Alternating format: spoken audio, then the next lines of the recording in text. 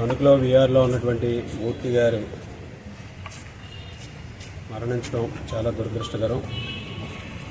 వారికి వారి కుటుంబ సభ్యులకి నా ప్రగాఢ సానుభూతిని తెలియజేస్తూ ఈరోజు డిపార్ట్మెంట్ వైజ్గా ఎస్పీ గారితో కూడా మాట్లాడటం జరిగింది.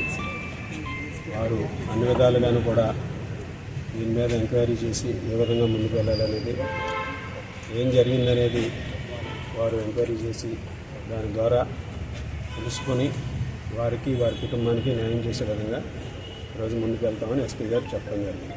ఈరోజు మూర్తి గారు ఇక్కడ సర్వీస్ చేశారు. గతంలో కూడా ఆయన చేసినప్పుడల్లా ఒక నిబద్ధతతో పనిచేసినటువంటి వ్యక్తి.